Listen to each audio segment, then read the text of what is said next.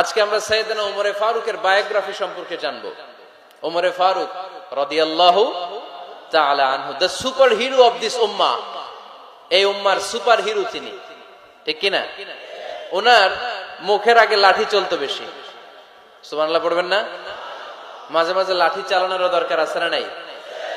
সাইয়েদনা ওমরে ফারুক আমাদের জন্য অনুপ্রেরণা। He is the real super hero of Muslim উম্মাহ। তিনি এই উম্মার রিয়েল সুপার হিরো।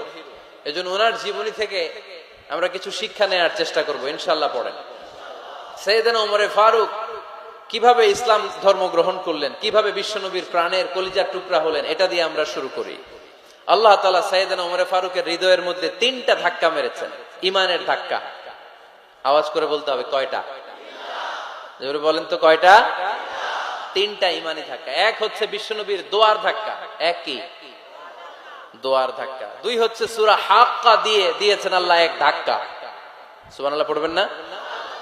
3 হচ্ছে সূরাতু তাহা দিয়ে আল্লাহ দিয়েছেন আরেকটা ধাক্কা।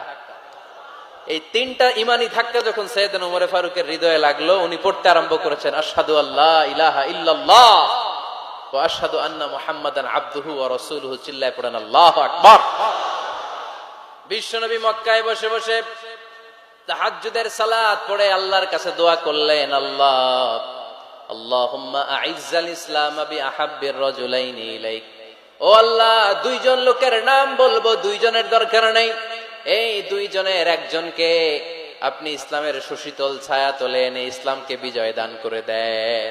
মুহূর্তের মধ্যে দোয়াটা কবুল করে নিয়েছে কে?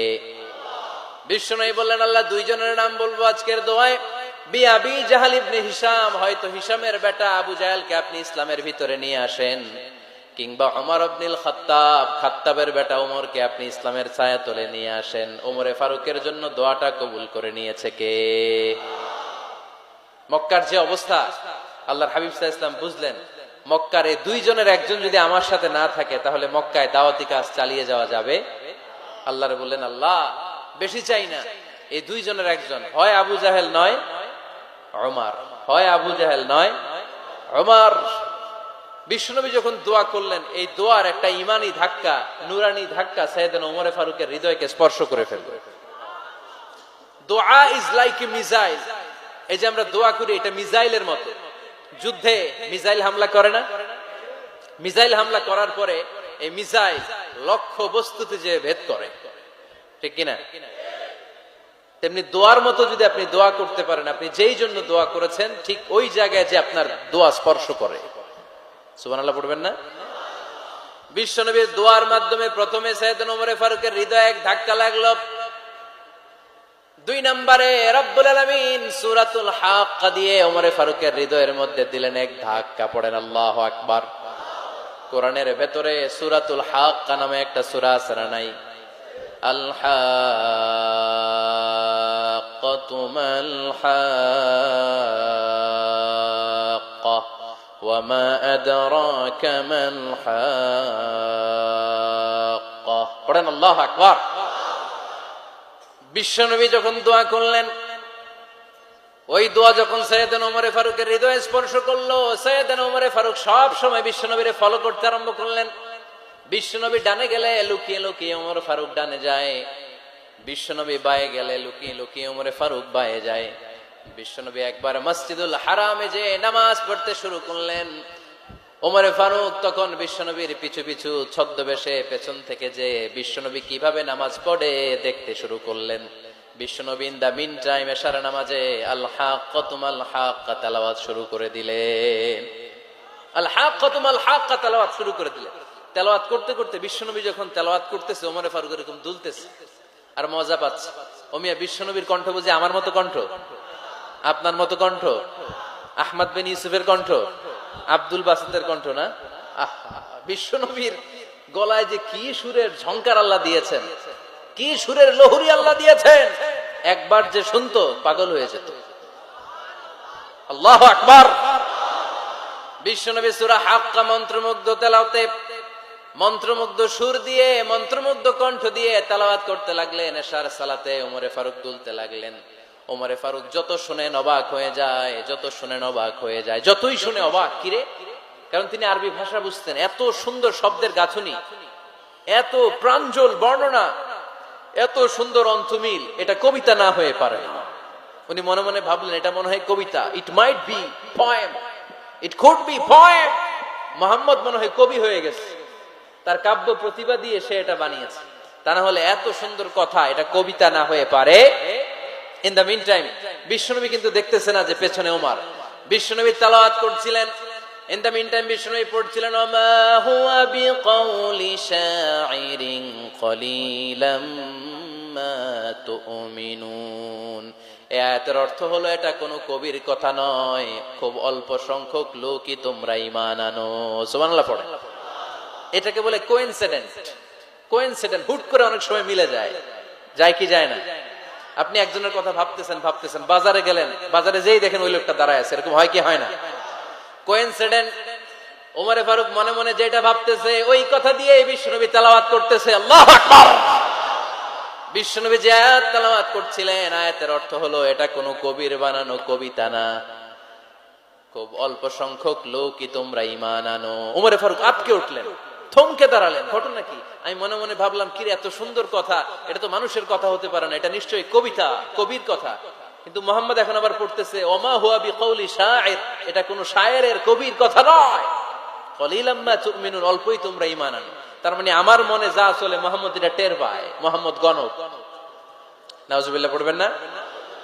মোহাম্মদ অনেক বড় মাপের একজন গণক।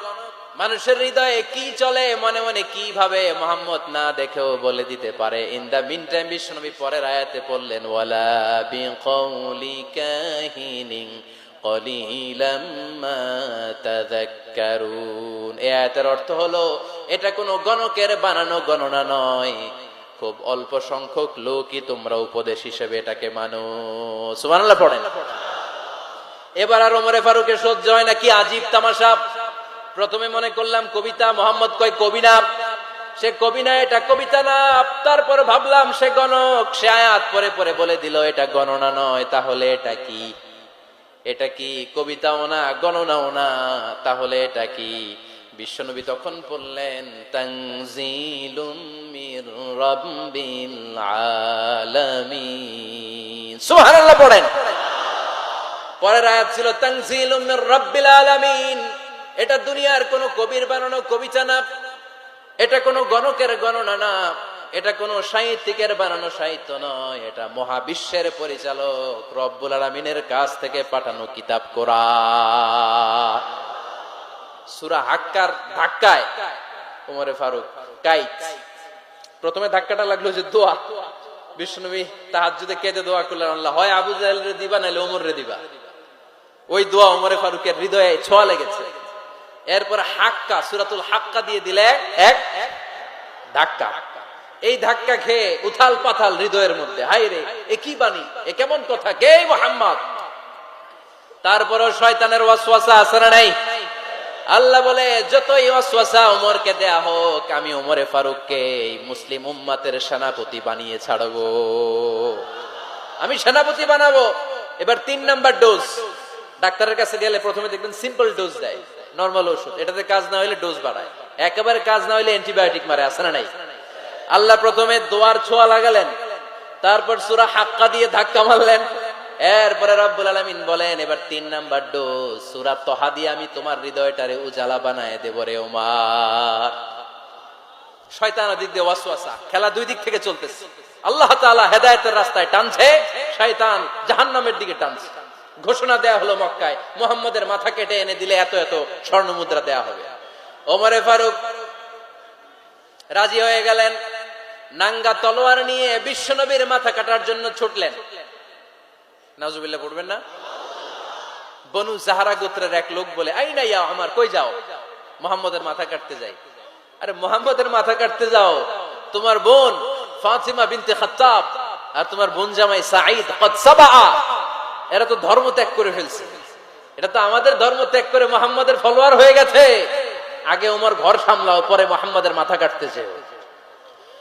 ওমরে ফারুক অবাক হয়ে গেলেন। তলোয়ার নিয়ে বিশ্বনবীর দিকে না যে নিজের বাড়ির দিকে চলে গেলেন।